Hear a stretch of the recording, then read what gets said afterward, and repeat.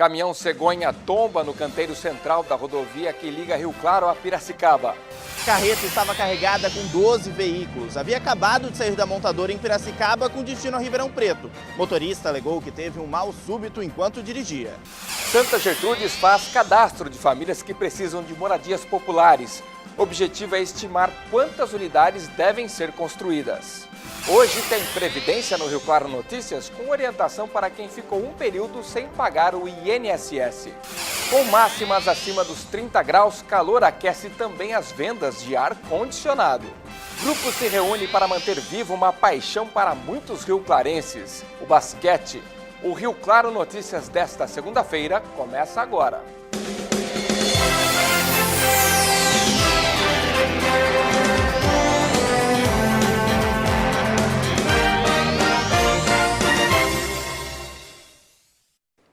Boa tarde. A Polícia Civil de Santa Gertrudes encontrou uma ossada humana em uma área rural que fica na divisa da cidade com Cordeirópolis.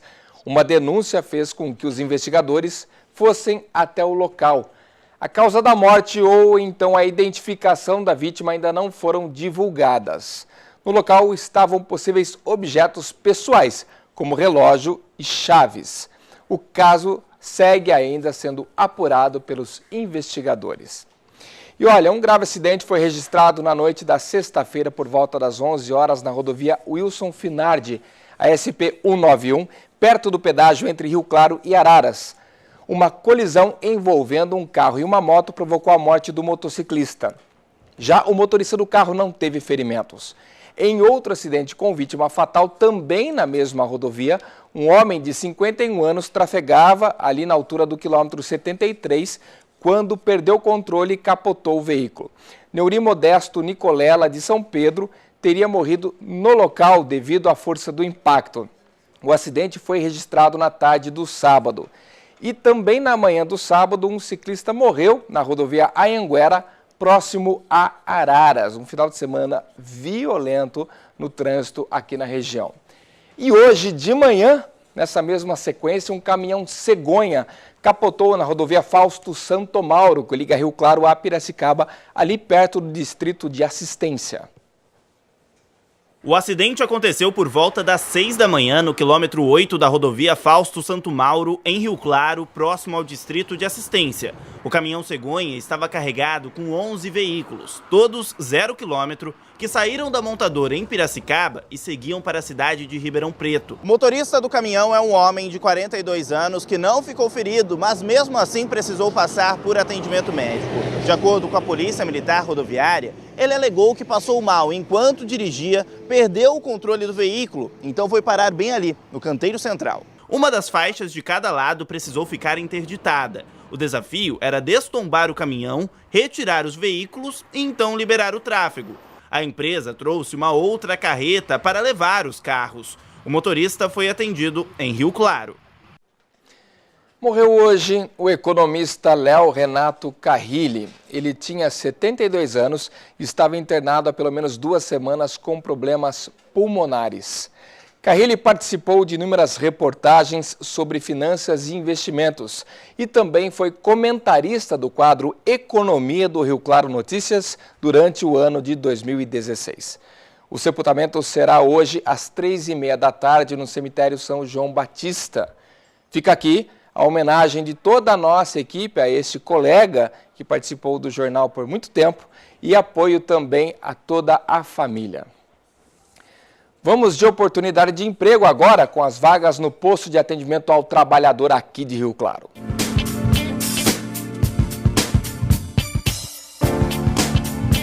Tem oportunidade de emprego nesta segunda-feira no posto de atendimento ao trabalhador para administrador de recursos humanos, atendente balconista, auxiliar de cozinha, auxiliar de limpeza, cuidador de idosos, fiscal de operação, operador de computador, porteiro, tesoureiro e vendedor externo. Os interessados devem comparecer ao PART, que fica na Avenida 3, número 536, Centro, com RG, CPF, carteira de trabalho e número do PIS ativo. Olha, além de saúde, segurança e educação, um dos maiores desafios em grande parte das cidades é a habitação. Santa Gertrudes está fazendo um cadastramento de famílias interessadas aí nas moradias populares para fazer o planejamento das obras de construção dessas casas. Em 2002, 49 moradias populares foram entregues em Santa Gertrudes. De lá para cá se passaram 15 anos e em todo este tempo, nem ao menos uma casa a mais foi construída. São tantos anos sem a construção de moradias populares que é até difícil saber hoje quantas pessoas precisariam destas casas. Ainda mais em uma cidade em que a população aumentou 56% neste período. Para conseguir medir esta demanda, a administração de Santa Gertrudes disponibilizou um cadastro online que deve ser preenchido pelos interessados. O que precisa para fazer o cadastro nesse momento? RG, CPF, título de eleitor, endereço, quantos dependentes tem, se é idoso, se é portador de necessidades especiais. Em uma semana de cadastro disponível, 1.200 pessoas já demonstraram interesse. Mas aonde vai ficar toda essa gente? Alguns locais ainda são estudados e outros já estão certos, como este ponto onde fica uma antiga cerâmica. Aqui vão ser construídas 306 casas populares, mas o terreno ainda está em processo de desapropriação. Neste espaço, o processo de construção das moradias populares está mais avançado. Por enquanto, só dá para ver mato, mas vão existir 384 apartamentos aqui neste local. Se tudo correr bem, as construções começam em 6 meses. E aí, após o início da construção, a prefeitura tem um prazo de 20 a 24 meses para terminar as obras. Quem espera ansioso para conseguir enfim a casa própria é o Rony. Ele paga não só um, como 2 aluguéis, o que significa R$ 1.500 todo mês. Se conseguir a moradia, os planos do barbeiro vão longe. Ajudaria que pelo menos esse dinheiro que eu estou investindo, né, seria um futuro para o meu filho, uma casa para o meu filho, né? E eu estou pagando uma coisa que é minha, né? E mais para frente também construir minha barbearia em casa mesmo, para estar se livrando do aluguel. Seria um investimento, né? Quem também procura a casa própria é a Maria Aparecida. Ela já paga o aluguel da sorveteria que é dona e mora com os pais. Há muitos anos tenta comprar um cantinho só seu, mas a tarefa não é nada fácil. Difícil, está se tornando impossível, porque aluguel é um absurdo. Aí você paga aluguel, você paga tudo, igual eu no meu caso, que tem uma sorveteria, tem que pagar aluguel de sorveteria, tem que pagar taxas, que as taxas são caríssimas. Então acaba que não se torna viável ter minha casinha. Ela, o Ronei e pelo menos mais 1.200 pessoas em Santa Gertrudes torcem para que a espera agora não seja tão longa quanto da última vez. Até porque a demanda não para de crescer. É uma cidade que recebe muita gente para trabalhar no setor cerâmico. Depois do intervalo tem o raio-x da Previdência no Rio Claro Notícias e vamos falar também sobre o bullying. O que gera tanta agressão verbal que pode terminar como uma tragédia, igual a de Goiânia. Daqui a pouco, depois do intervalo, os detalhes.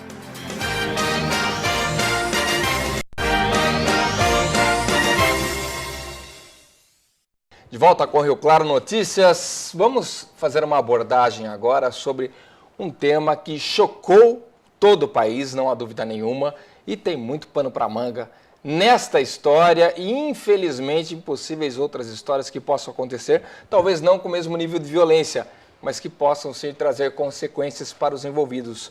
Na questão da tragédia lá no colégio em Goiânia, e aí todo o questionamento em torno do bullying. Comigo aqui o professor do Claretiano Colégio, Romildo Penha Pereira, professor de História e Filosofia. Em primeiro lugar, professor, boa tarde, obrigado pela sua presença aqui. Eu que agradeço. Uma situação como essa que nós vimos lá leva muita gente a se questionar. O que está acontecendo? Pergunto isso por quê? O bullying, de certa forma, aquele sarro com a condição física, com algum histórico do colega e tal, sempre houve. O que mudou, na verdade, essa intensidade dessa provocação e a reação também agora está, não tem mais aquela briga na saída da escola, não que isso seja interessante, não é isso não, mas hoje se resolve na bala, professor? Resolve na bala, infelizmente, e o que mudou é os tipos de violência. Na nossa época era a violência física. Hoje tem uma violência que a gente trabalha no nosso Colégio Claretiano. Aliás, o Colégio Claretiano tem uma cartilha exclusiva para trabalhar o bullying. A gente trabalha no ensino religioso, dialogando com outras disciplinas. E a gente percebe lá, os alunos já sabem disso, que tem uma violência que dói muito mais, né? A violência das palavras, a violência emocional. Então, Paulo, é um complexo de violências em proporções inimagináveis e também, assim, a divulgação disso. Então, na nossa época, as coisas começavam a se resolver na escola, na rua da escola, no máximo, numa rua durante o percurso de volta para casa. A casa seria assim, um pouco assim de sossego. Hoje, muitas das violências culminam na escola, começa dentro de casa, infelizmente, com as redes sociais. Então, na nossa época, não tinha essa proporção, essa intensidade. E também, Paulo, assim, o vácuo, o vazio de afetividade, de amor, de altruísmo. Na nossa época não tinha proporção. A proporção é totalmente diferente. A Não sei se presença você concorda. da família, né? Sim, a presença da família, a presença do amor mesmo. Né? Hoje é uma correria, o amor está ficando em quinto, sei lá, se é que está ficando em planos. Isso aqui está no top 10 das prioridades, né? Se é que está no top 10 Capaz de nem isso. dos likes, né? É verdade. Porque conversávamos até um pouco antes do início do jornal, né, que às vezes tinha aquela provocação na escola e ia para casa e aquilo acabava, cessava praticamente. No outro dia, às vezes tinha... Era uma trégua, né? Tinha uma trégua, vamos dizer, entre aspas, assim, e a família também às vezes acompanhava aquele incômodo um pouco mais de perto. Hoje... chega em casa, tá lá o grupo do WhatsApp da classe mesmo, continuando aquele bombardeio em cima da cabeça do adolescente. O adolescente de 14 anos, lá de Goiânia, filho de policiais militares, ele pegou uma arma da mãe policial, uma pistola .40, colocou na mochila e no intervalo entre duas aulas ele atirou nos colegas de classe, matou 2 colegas de 13 anos e feriu outros 4 que oficialmente não correm risco de morte. Eu peguei um trecho aqui, só, professor, para falar aqui. O pai, também é major da Polícia Militar de lá, prestou depoimento à polícia e disse desconhecer a questão do bullying, que foi o motivo pelo qual o menino, em primeiro momento, disse que o que motivou ele é que ele era o tempo inteiro motivo de chacota na sala de aula, o que não justifica o que ele fez de maneira alguma, né? Mas o pai disse desconhecer essa motivação. Olha, Paulo, sem entrar no mérito da questão se conhecia ou não, mas assim, nós que estamos na educação, seja formal ou dos nossos filhos, dá para perceber, sim, se a criança, se a pessoa está sendo cada vez mais violentada. Isso é explícito. Creio que uma pessoa que está sofrendo violência psicológica, física, as mais variadas exposições, brincadeiras, entre aspas, que fere, que magoa, que deixam marcas, não tem como esconder essa dor. Acho que não é uma surpresa, assim. No nosso colégio, Claretiano Colégio, nós somos orientados às sutilidades, sabe? As brincadeiras, as falas, os olhares, porque o bullying é essa situação que vai se repetindo, vai calejando. Então, e outra, para uma pessoa de 13 anos chegar a uma atitude dessa, foge totalmente do parâmetro. Tem coisa ali e não foi de uma hora para outra, a não ser que tenha o surto, né? Os surtos aí entra. Aliás, Paulo, assim, na década de 80 que começamos a fazer uma discussão na relação violência e educação.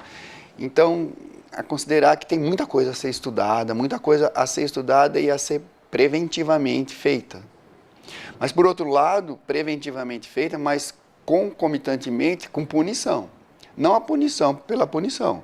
Mas, por exemplo, eu vou fazer um paralelo, não sei se eu serei feliz. Uma pessoa que foi pega embriagada, cometeu erros graves lá, só conversar com ela vai resolver? Só a consciência vai resolver? Não tem que aplicar uma multa?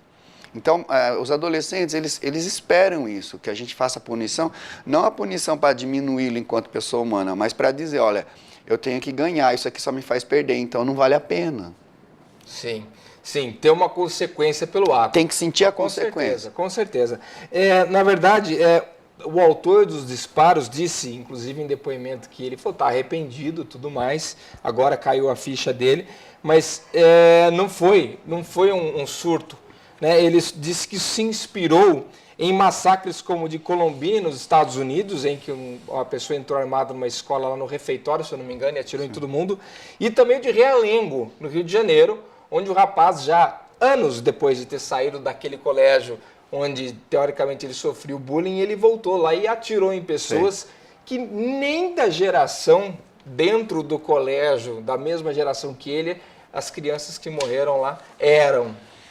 Então, realmente, é um negócio que ficou lá dentro e o cara não soube lidar com aquela situação de maneira alguma.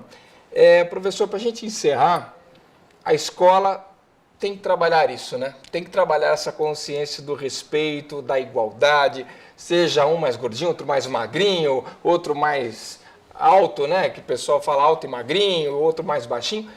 A escola tem que identificar que momento isso está passando do limite também, né? Além da família, óbvio. É a alma da escola isso, porque não adianta você ter um cientista renomado com esse desajuste, com esse ato do amor, da afetividade. Nós já temos assim casos na escola que não se avalia somente o conteúdo, as habilidades, mas principalmente a atitude. Então, e a gente dá o porquê. Por que você não é 10? Porque você ainda precisa aprender a conviver.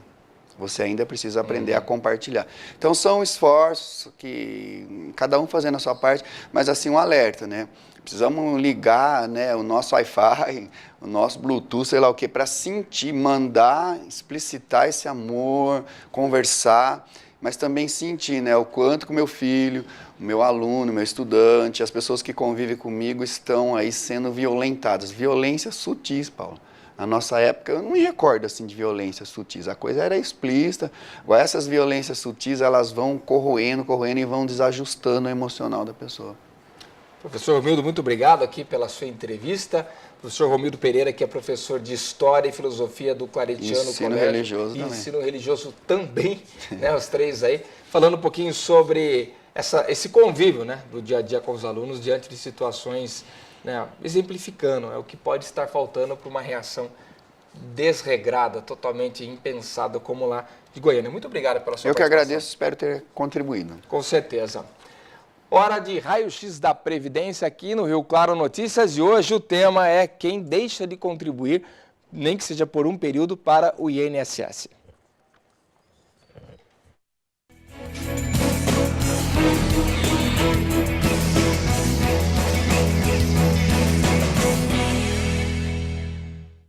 Hoje eu quero falar com vocês sobre um benefício para aquelas pessoas que não pagaram o INSS por algum tempo. Pessoas que trabalharam a vida toda, nós sabemos a realidade do nosso povo, da nossa gente, que é um povo trabalhador. O povo brasileiro é um povo trabalhador. Um povo que se dedica, um povo que luta, um povo que não tem medo da luta. Um povo que vai adiante para conquistar o sustento da sua família. E nós sabemos que em muitos momentos as pessoas não têm aquele emprego formalizado. Elas trabalham sem registro, ou então elas são autônomas, mas não pagam o INSS. E essas pessoas têm 60 anos, têm 65 anos e não pagaram o INSS. E não conseguem se aposentar, pois o INSS exige um tempo de contribuição, de 5 a 15 anos. Aqui eu quero deixar para vocês um recado muito importante, que é uma esperança que vocês não sabem dessa informação e a partir desse momento vocês passarão a saber que tem direito, que é o benefício chamado Amparo Social ao Idoso. Você que tem 65 anos ou mais, seja homem ou seja mulher, você tem direito, meu amigo, minha senhora, meu senhor, que tem 65 anos ou mais e não pagou o INSS, ou pagou pouco tempo, mas não foi suficiente para se aposentar. O senhor e a senhora podem ter direito a esse benefício, chamado Amparo Social ao Idoso. Para isso, o que é necessário? É necessário ter 65 anos, o homem ou a mulher, ou mais. Ah, mas eu tenho 70 anos. Não importa. No mínimo 65 anos. E uma renda familiar, uma renda salarial bem baixa. Este cálculo da renda nós fazemos o cálculo no escritório. Então, a pessoa muitas vezes tem uma renda, mas é muito baixa. E aí, quando nós fazemos o cálculo no escritório, nós verificamos que mesmo com essa renda, a pessoa tem direito a receber o amparo social ao idoso. Então, gente, muita atenção, porque muitas vezes vocês estão passando dificuldades, estão deixando de tomar remédios porque não tem nem sequer o dinheiro para comprar o remédio, sendo que vocês não sabem que tem direito a receber esse amparo ao idoso. Procure um profissional e consiga o seu benefício o mais rápido possível.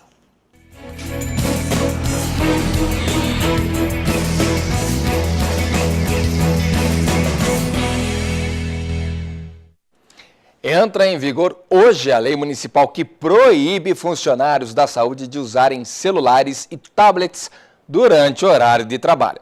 A fiscalização será feita pelos próprios chefes das unidades de saúde, porém, os pacientes também podem fazer denúncias na ouvidoria da prefeitura.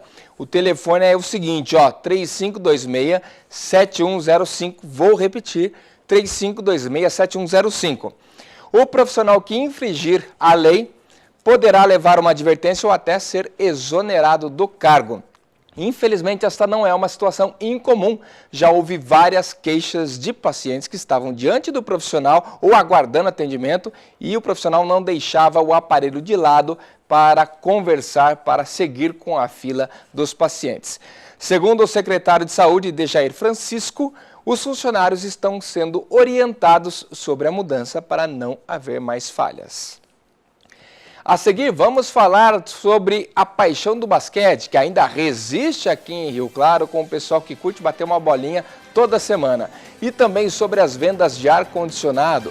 O clima até deu uma trégua, mas vem muito calor por aí e isso tem aquecido também as vendas do comércio. Agora são 12h57, eu volto já.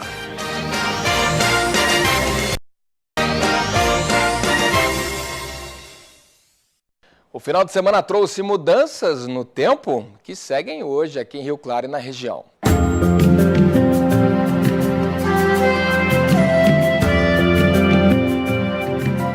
Segunda-feira com baixa na temperatura e céu nublado. A frente fria que passou pelo litoral ainda provoca instabilidade em diversas áreas do estado, com chances de chuva a qualquer momento, mas sem expectativa de temporais. Em nossa região, o sol pode aparecer e deixar o ar mais abafado. Em Analândia, céu com muitas nuvens, máxima de 26 e mínima de 16 graus. A variação é menor em Iracemápolis, por lá o termômetro fica entre 25 e 19. Em Rio Claro, a máxima pode chegar nos 26, com mínima de 17 graus. A temperatura até que deu uma trégua, viu? Depois de uma semana quente que foi a semana passada. Mas daqui para frente a tendência é que o calor aumente até o pico do verão lá em dezembro, janeiro. Quem ganha com isso são as empresas de ar-condicionado, que já sentem o bom momento nas vendas. O sol é para todos, mas nas últimas semanas a sensação que se tem é que existe um para cada pessoa. Nas ruas não é difícil ver carros com os vidros fechados e o ar ligado, pelo menos para tentar amenizar o calor da primavera, que já é considerada uma das mais quentes nos últimos anos. E não são apenas os motoristas. Com a alta das temperaturas, cresce também a venda e instalação de aparelhos de ar-condicionados em casas e no comércio. O Rodrigo é dono de uma barbearia e com esse calor todo que anda fazendo, não pensou duas vezes. Então, nesse calor que vem hoje acontecendo, né, a necessidade porque pelo cansaço, pelo ambiente ser muito quente, né, então tivemos a necessidade de colocar uma para melhorar o atendimento dos clientes e até para nós mesmo, né, dia a dia, trabalhar com mais tranquilidade, sem estar suando, sem estar transpirando o tempo todo aqui. Na véspera do último feriado, Rio Claro registrou a temperatura mais alta do ano, quase 37 graus. Não é novidade para ninguém que os dias estão cada vez mais quentes. Hoje, por exemplo, os termômetros estão marcando 32 graus, isso aqui fora, porque aqui dentro, a realidade e a temperatura são outras. Nesse momento, o ar-condicionado está marcando 16 graus. Nos espaços menores, a sensação de alívio do calor é ainda maior. A barbearia também tem um ventilador no teto, mas será que ele dá conta? Não dá conta. Não consegue resfriar o ar, só o ventilador não dá. Faz muita diferença. E aconselho Quem quiser colocar, está colocando sim. A mudança nos termômetros é motivo de reclamação para alguns, mas de oportunidade para outros. Esta empresa que vende e instala os aparelhos comemora o aumento. A última pesquisa que nós fizemos aqui interna dentro da empresa nem tinha chegado no verão ainda, estava na primavera, final da primavera, e já tinha aumentado os 250% a venda de refrigeração. O hábito já conhecido dos brasileiros de deixar tudo para a última hora também colaborou para o aumento nas vendas. Temos disponibilidade agora para o dia 3 de novembro para a instalação. É sempre assim, no inverno ninguém procura mais limpeza, manutenção, e vai chegando o verão, o calor vai apertando, então o pessoal vem tudo de uma vez procurar. Muita gente ainda tem medo de instalar o ar-condicionado em casa e tomar aquele susto com o valor da conta de energia no fim do mês. Porém, os aparelhos mais novos também são mais econômicos, refrescam os ambientes e pesam menos no bolso. Hoje o ar-condicionado deixou de ser o vilão, hoje não, já há uns anos atrás, tá? Ele deixou de ser vilão e gasta coisa mínima, ainda mais mediante o conforto que ele proporciona, né? Com o problema do calor resolvido, é importante ficar de olho e não esquecer de fazer a limpeza nos filtros. Existem bactérias que são geradas no ar-condicionado se ele não for limpo, então é essencial essa limpeza. Aí, legal, né? Porque o calor este ano promete vir com tudo. Olha, mudando um pouquinho de assunto, vamos mostrar que a paixão pelo basquete em Rio Claro é mantida pelas categorias de base e também por grupo de amigos que mantêm a rotina de bater uma bolinha toda semana. Ginásio lotado, campeão, né? As estrelas aí. Acabou o jogo! Quando subiu para especial, que lotaram o ginásio lotado no jogo contra o Monte Líbano, né? Depoimentos de dois amantes do basquete que hoje se misturam com advogados, empresários, químicos para manter viva a paixão pelo esporte. Para mim, jogar de quarta-feira com o pessoal aqui é uma delícia, porque até pela minha idade, né? É um grupo um pouco mais envelhecido, né? Um pessoal de 40 para mais, né? Então é um grupinho muito bom. São pelo menos 20 apaixonados pelo esporte que uma vez por semana se encontram e ficam quase 1h30 em quadra. Aqui é só brincadeira, mas o desejo deles é apenas um. Fazer um campeonato.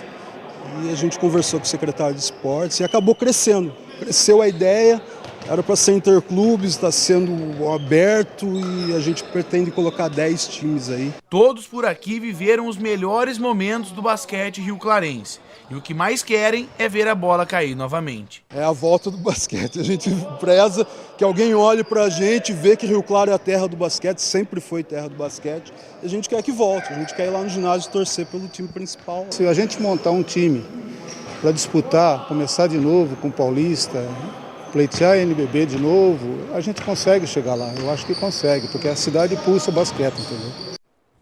Com certeza, e tomara que isso gere um incentivo para esse campeonato, nem que seja um campeonato entre clubes e entidades aqui da cidade, que já movimenta com certeza essa paixão pelo basquete. Eu fico por aqui, agora tem Samir Palma com o Jogo Rápido, ele está chegando já na área, no vestiário, e eu volto amanhã às 7h30 da manhã com a Tuca Miranda, ao vivo com o Acorda, sempre esperando por você. Até lá!